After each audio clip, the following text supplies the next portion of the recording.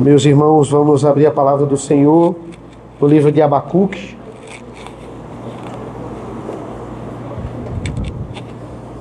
Abacuque, capítulo 1, versículo 12.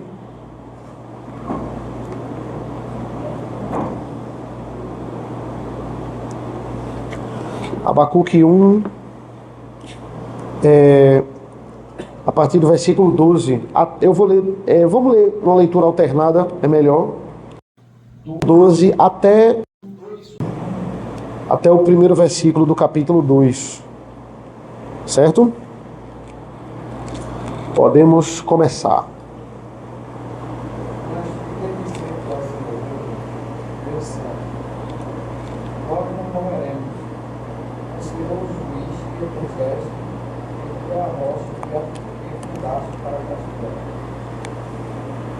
Tu és tão duro de ódio que não pode suportar o mal, nem tolerar a opressão.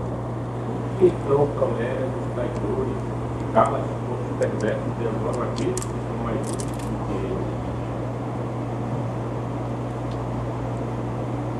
Porque fazes os homens como peixes do mar, como répteis, que não têm filhos de ovelha.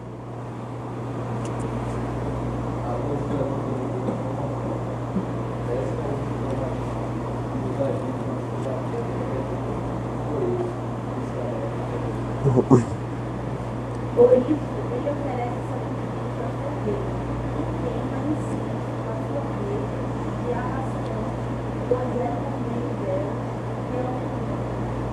que aumentou a sua riqueza e abundância comum.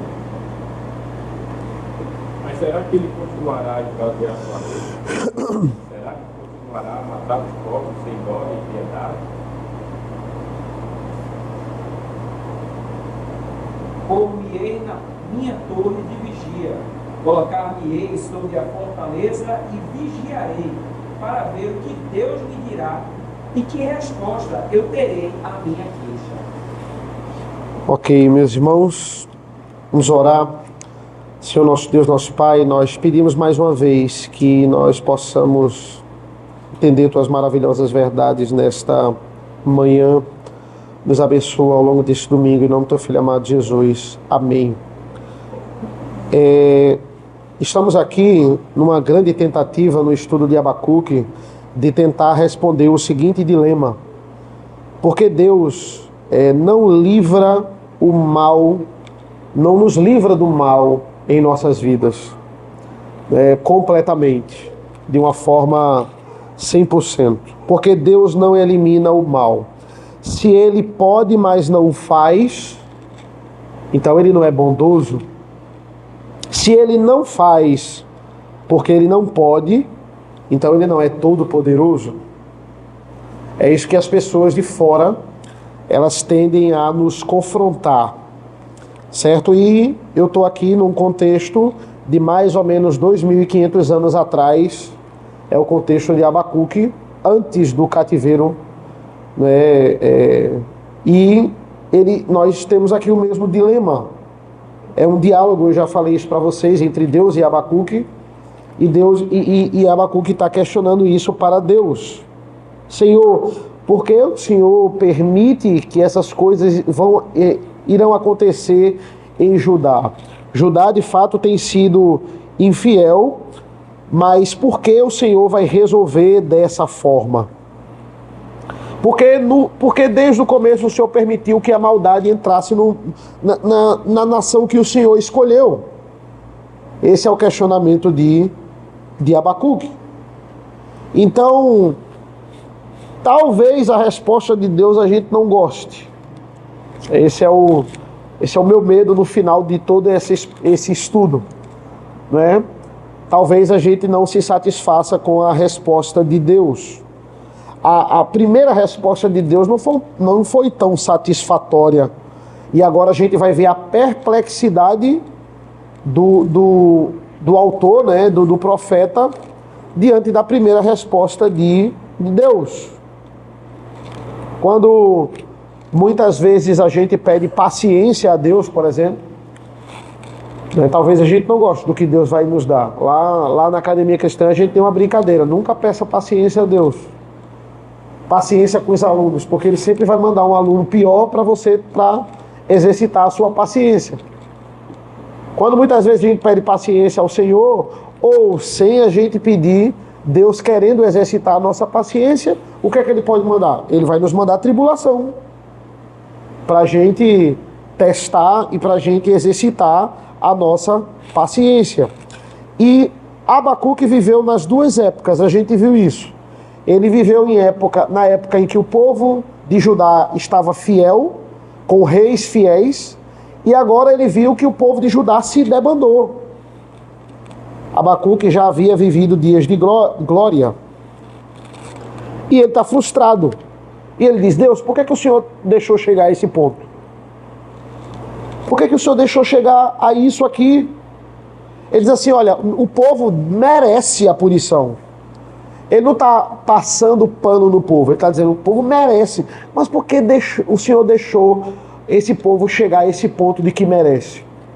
O Senhor não podia ter impedido? Esse é o questionamento. Versículos 2 e 3 do capítulo 1. É a primeira indagação de Abacuque. Ele vai dizer: até quando, Senhor, clamarei pedindo ajuda e tu não me ouvirás? Até quando gritarei violência e tu não salvarás? Porque me fazes ver a iniquidade, porque toleras a opressão, porque a destruição e a violência estão diante de mim, há litígios e surgem discórdia. Ou seja, até quando a violência vai ficar impune em Judá? Resposta de Deus, surpreendente aqui, versículos 5 e 6. A parte B aqui, né? Do versículo 5. Porque no tempo de vocês eu realizo obra tal que vocês não acreditarão se alguém lhes contar. Pois eis que trago aos caldeus nação cruel e impetuosa, que marcham pela largura da terra para apoderar-se de moradas que não são suas. Deus, ele está dizendo assim: ainda no tempo de vocês, Abacuque, não se preocupe, eu vou responder à violência do povo de Judá, e eu vou responder com uma violência ainda maior. Essa é a resposta de Deus. Não se preocupe, não vai ficar assim. Eu vou retribuir a violência de Judá com muita violência, com coisas que vocês nem vão acreditar se eu contar, se a outra pessoa lhe contar. Vocês não vão nem acreditar. Então é assim que Abacuque fica perplexo. E a gente viu no estudo passado que não é mais uma condicional. Porque toda vez que ele vai falar sobre a punição para Jeremias, para Ezequiel e para Isaías, é uma condicional. Olha, se o povo continuar assim, vão vir os assírios, vai vir os caldeus, e aí eu vou fazer isso. Aqui não, aqui é eu vou mandar. Não tem mais condicional. Eu ainda vou dar uma chance. Não, agora vai acontecer. Não tem mais. E Abacuque não tinha isso em mente. Ele achava que Deus ainda podia dar uma oportunidade ou uma chance de reavivamento para o povo de Israel. Imagina você estar no deserto, aí você pede água ao Senhor e ele diz: não, Douglas, agora o que vai acontecer é que eu vou rachar a terra de tão seca que ela vai ficar. Aí você diz: poxa, mas não é isso que eu queria, não é isso que eu estava pensando para o povo que o Senhor escolheu, né? Abacuque é aquele profeta que talvez não entende, né? Não é aquele profeta que talvez não entende ou não conhece a Deus. Ele conhece Deus, ele sabe que Deus é um Deus zeloso. Olha que na própria resposta, né, no segundo diálogo aqui, na segunda parte, a resposta de Abacuque diante do que Deus fala, nós vemos que ele conhece Deus profundamente. Versículo 12: não és tu desde a eternidade, ó Senhor meu Deus, ó meu santo. Ele vai dizer, ele está dizendo: o Senhor é eterno, o Senhor é santo, eu sei disso. Não morreremos, Ó Senhor, puseste aquele povo para executar juízo, tu, ó rocha, o estabeleceste para servir de disciplina. O Senhor é o nosso sustento. O Senhor é o santo. O Senhor é ó meu santo. O Senhor é o Deus que decreta tudo. É o Deus de toda a eternidade. Abacuque sabia disso. Imagina, eu recebo uma denúncia de violência no lar. Você está batendo na sua esposa. Aí eu digo, não tem problema. Eu vou chamar um ímpio mais forte. E ele vai destroçar o seu marido. A gente vai acabar com ele na porrada. Né? Essa é a solução do pastor. Talvez não seja uma forma tão sensata, não é? Por que não pensar em restaurar o esposo? Não, eu vou chamar um ímpio para acabar com ele. Ele nunca mais vai pensar em bater em você. Talvez até a esposa não queira isso. Talvez, né? Mas veja, é isso que Abacuque vai entender aqui de Deus solucionar o problema. Eu vou pedir encarecidamente para alguém. Eu já esgotei todas as águas. Hoje eu estou mais necessitado que habitualmente. Reparem na nova bandeja da igreja. Certo? Então, a ideia aqui veja, abra comigo, por favor, no Salmo 73. Salmo 73.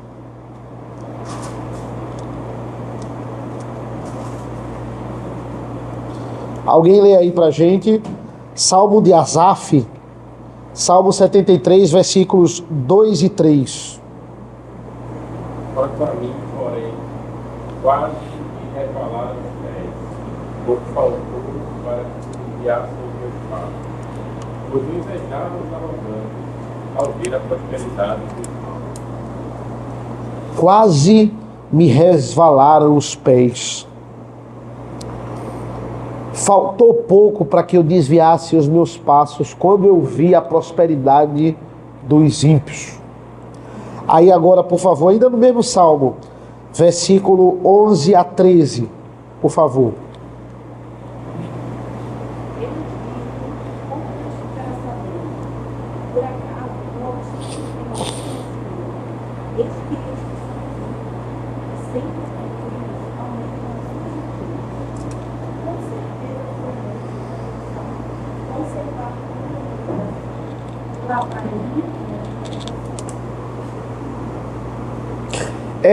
Como é que a gente pode dizer que o mesmo sentimento de Asaf aqui é o sentimento de Abacuque no livro dele?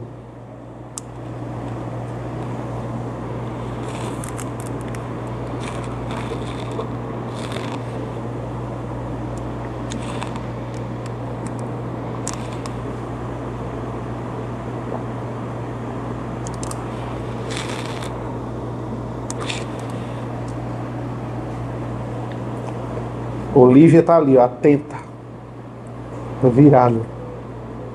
E aí? Porque o mesmo sentimento aqui de Asaf é o de Abacuque.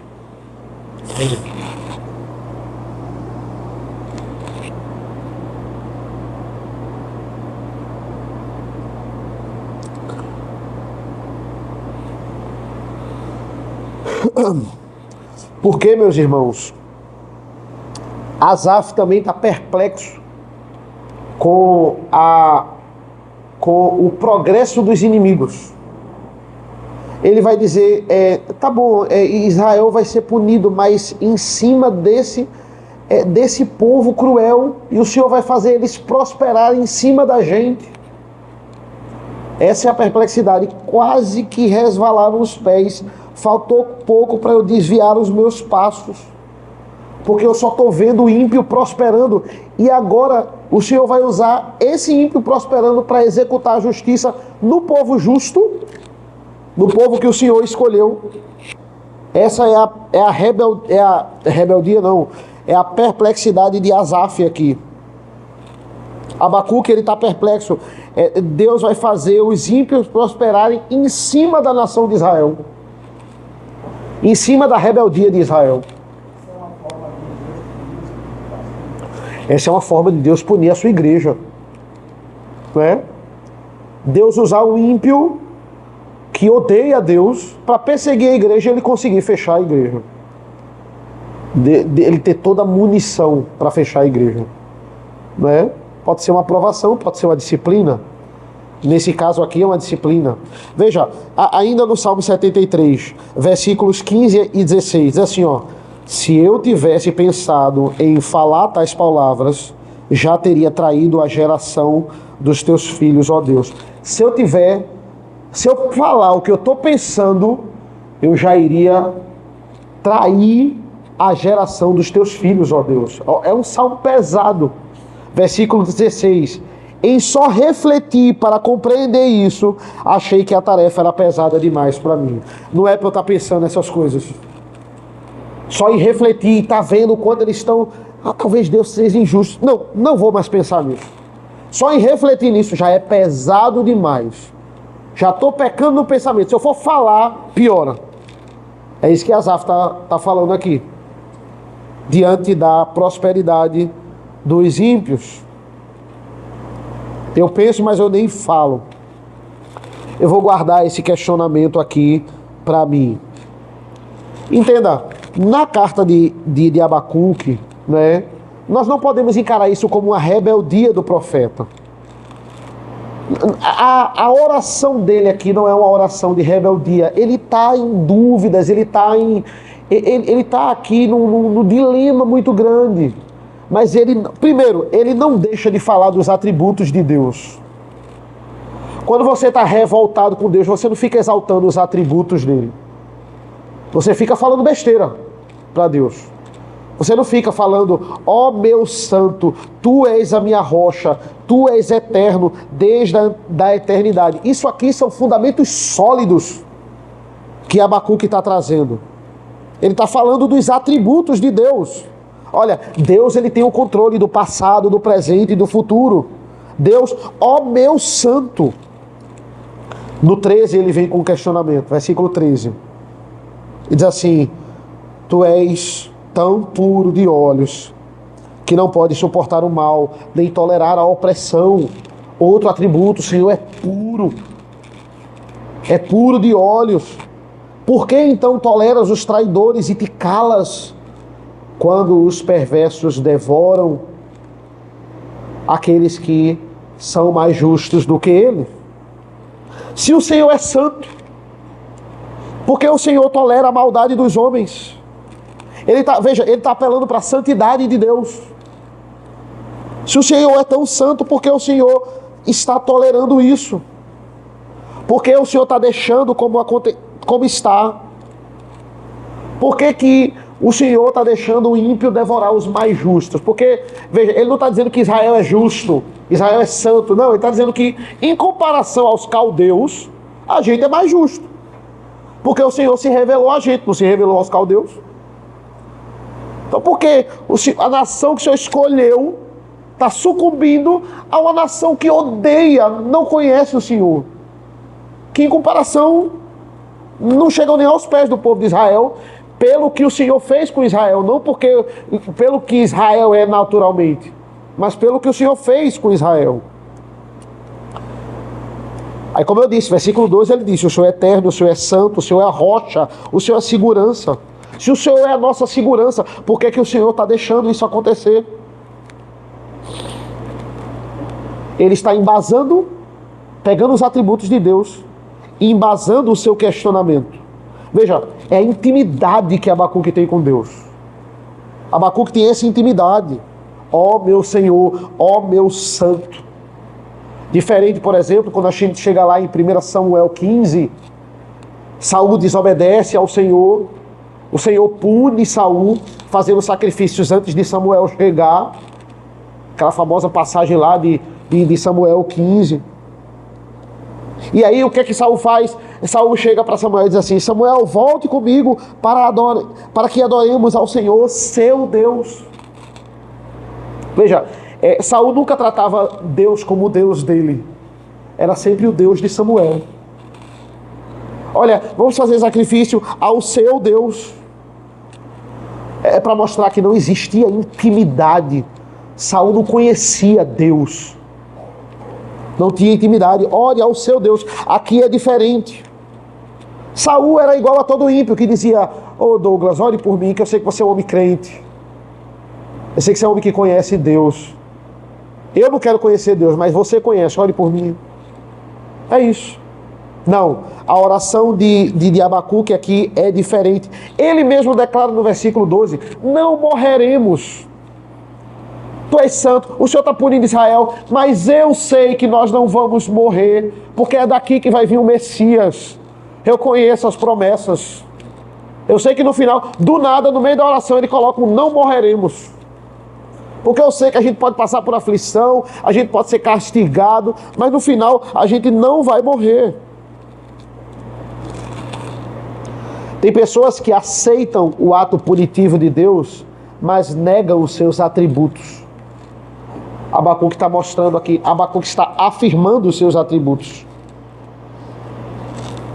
Por exemplo, Abacuque dizer: tá bom, então o Senhor vai vir com a punição, mas aí o Senhor não é bondoso. Olha, saiba que o Senhor vai deixar de ser bondoso, porque o Senhor está agora acabando com Israel, trazendo os caldeus para cá. Ele não fala isso, ele está dizendo: o Senhor é santo, é a nossa rocha, é a nossa segurança. Ele afirma isso. Tem um autor que eu estudando sobre o Holocausto, sobre episódios da Segunda Guerra Mundial, aí ironicamente o autor falando sobre o Holocausto, Hitler vai lá, mata 6 milhões de judeus, a média. Aí ele diz assim, exatamente, abre aspas: é incrível destacar o humor negro de Deus diante dessa situação. Você olha assim, né? Como assim? É incrível destacar, não? Por quê? Porque os judeus perseguiram Cristo e agora Deus deixa acontecer isso exatamente com quem? Com os judeus. Olha o humor negro de Deus, né? É nitidamente uma pessoa que não entende nada de Deus falando de Deus. Ele tirou o atributo de bondade de Deus e agora está vendendo Deus como um Deus sádico, né? Olha a ironia, Deus, veja como Deus é irônico, né? O extremo disso eu dizer que o extermínio de Hitler com os judeus não tem nada a ver com Deus. É outro extremo. Eu digo assim, olha, Deus não teve participação nisso. Abacuque vem com dilemas para o Senhor, mas ele faz isso da forma correta. Por quê? Porque ele não nega os atributos de Deus. Qual é a esperança em eu crer num Deus sádico? Num Deus que fica só jogando, deixando de ser bondoso? Ou dizer assim, qual é a esperança que eu tenho de dizer assim, num Deus que não queria ajudar os judeus no Holocausto, mas ele não pôde, porque a maldade foi demais, ele não teve como controlar. Qual é a vantagem em crer num Deus que ele não tem condições de atender todo mundo? Entende?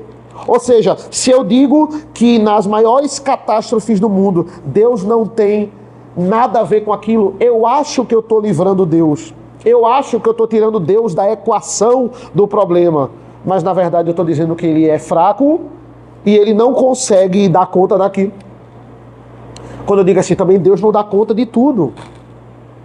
Então, tsunami na Indonésia, Deus não teve nada a ver com isso. É o World Trade Center, guerra da Ucrânia. Não. Deus não teve nada a ver com isso, não.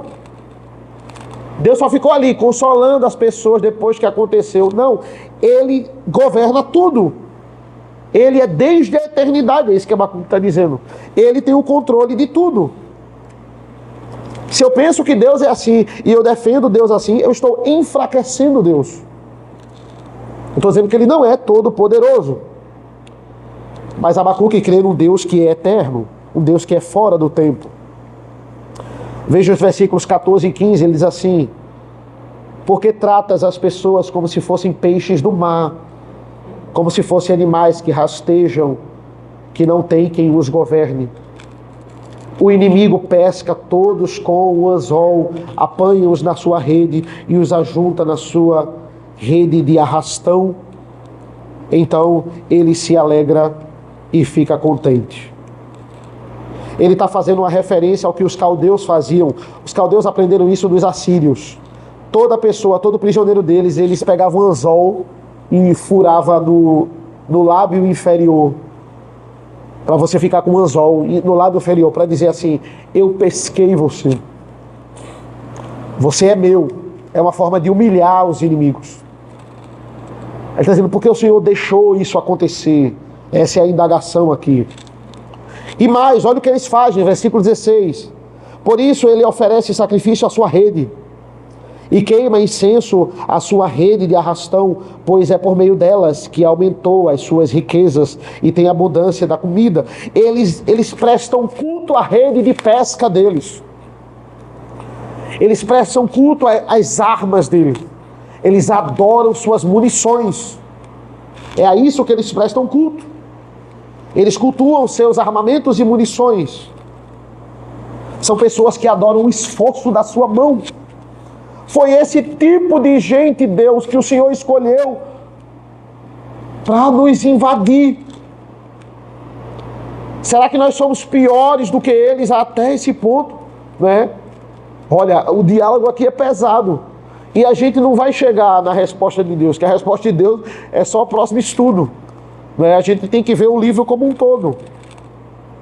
Mas Abacuque, ele está com todos os respaldos aqui. Por que eu digo isso? Porque numa primeira lida você pensa que Abacuque está em colapso, né? Está num momento aqui de fragilidade espiritual e não sabe se é chegar a Deus. Não, ele sabe. Ele fala dos atributos de Deus. E o que é que ele vai fazer diante dessa resposta que ele recebeu de Deus e ficou perplexo com isso? Versículo 1 do capítulo 2. Estarei na minha torre de vigia, ficarei na fortaleza, vigiarei para ver o que Deus me dirá e que resposta eu terei à minha queixa. Ou seja, a resposta de Abacuque é: eu vou ficar esperando. Essa é a ideia do sentinela aqui, no lugar que não tinha GPS, ou não tinha sistema de segurança, o alarme. O sentinela era fundamental. Ele via primeiro o inimigo, porque ele ficava lá em cima, ou ele via primeiro o mensageiro. O que é que eu vou fazer? Eu vou ficar como um sentinela, esperando a sua resposta. Eu vou esperar. Então veja, o que eu vou fazer diante dessa perplexidade da resposta de Deus? Eu vou lembrar do que o Senhor é. Essa é a oração de Abacuque. Eu vou lembrar de atributos que o Senhor tem para alimentar a minha fé, para que eu não esqueça que o Senhor não vai nos abandonar. Que eu não esqueça, não morreremos. Ele lembra, Deus é além do tempo, Deus é santo, Deus é bondoso. Veja, ele ainda está com questionamento. Ele ainda está. Mesmo Deus falando aquilo, não tem como escapar. Vão mandar os caldeus. Ele está com esse questionamento, mas ele não nega a Deus.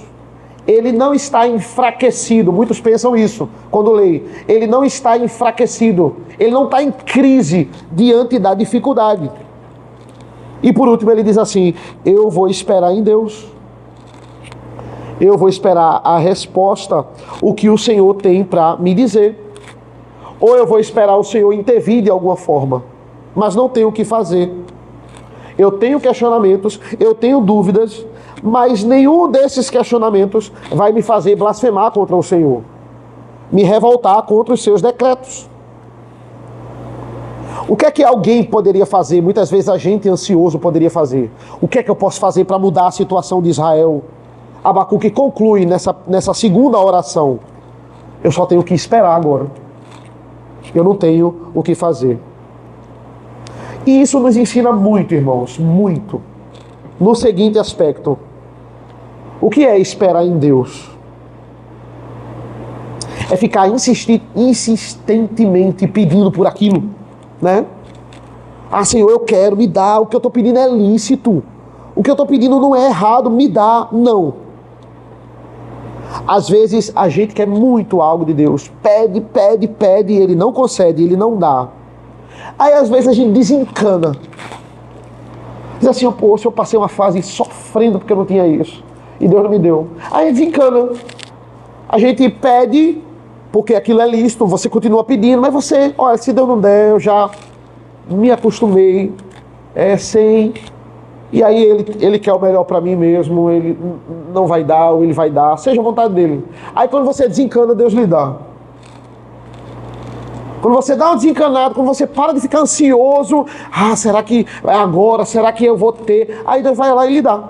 Lhe dá, não tem problema nenhum, não acontece nada, simplesmente Deus vai lhe dar. Aí o que é que eu estou querendo dizer com isso? Pare de pedir, né? Pare de pedir que Deus vai lhe dar. Deus não está aguentando mais você pedir. Não. Peça. Mas peça sabendo quem é Deus. É assim que Abacuque está pedindo. Peça conhecendo Deus. Que se Ele der, é o melhor para você. Se Ele não der, é o melhor para você. Qual é o método que Abacuque usa para questionar a Deus? Ele está glorificando a Deus e ele está pedindo a Deus. Ele está questionando Deus e está glorificando a Deus. Ele está lembrando dos atributos de Deus para que ele não esqueça e para que ele deixe claro a Deus que ele sabe quem Deus é. Atributos relacionados àquele questionamento. Ou seja, ele conhece a Deus. O que é a oração, irmãos? É a hora que eu fico ansioso, pedindo as coisas que eu quero e coloco Deus contra a parede, pedindo explicações a Deus de por que Ele não me deu ainda. Não. Oração é quando eu me volto ao Senhor para buscar descanso nele. Senhor, eu vou esperar. O Senhor pode intervir, o Senhor pode não intervir, mas o Senhor é dono do tempo. O Senhor é bondoso. O Senhor é a minha rocha. Você precisa de uma boa teologia para poder orar.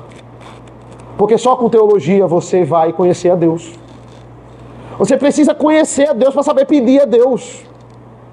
Para saber se direcionar a Deus. Porque senão você vai se afundar nesse problema. Você vai entrar em desespero. Porque você vai achar que Deus é aquele gênio da lâmpada que dá tudo quando que você quer na hora que você quer.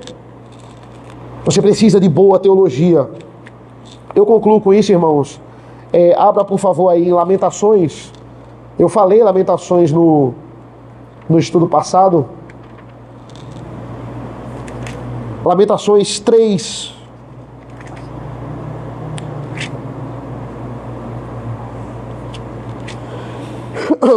Lamentações 3, 21 a 26. Olha, Jeremias está no olho do furacão. Jerusalém acabou de ser tomada. Os cristãos, como a gente viu no estudo passado, achavam que isso nunca iria acontecer. Aí olha o que é que Jeremias escreve do 21 ao 26. Quero trazer à memória o que pode me dar esperança. As misericórdias do Senhor são a causa de não sermos consumidos, porque as suas misericórdias não têm fim. Calma, Jeremias, a gente foi consumido. Jerusalém caiu, mas ele não está falando de quedas de cidades terrenas. Ele está falando da perdição eterna. Aquilo que as misericórdias do Senhor não deixam a gente passar. Versículo 23, renovam-se a cada manhã, grande é a tua fidelidade. A minha porção é o Senhor, diz a minha alma, portanto esperarei nele. 25 e 26. O Senhor é no meio da destruição, o Senhor é bom para os que esperam nele, para aqueles que o buscam. Bom é aguardar a salvação do Senhor, e isso em silêncio. Diante da grande tomada de Jerusalém, o que é que Jeremias lembra? Das misericórdias, da bondade de Deus. E com esse correto questionamento de Abacuque, daqui a 15 dias nós vamos ver a resposta de Deus. para com esse segundo questionamento. Amém, irmãos? Alguma dúvida? Algum comentário? Isso aí.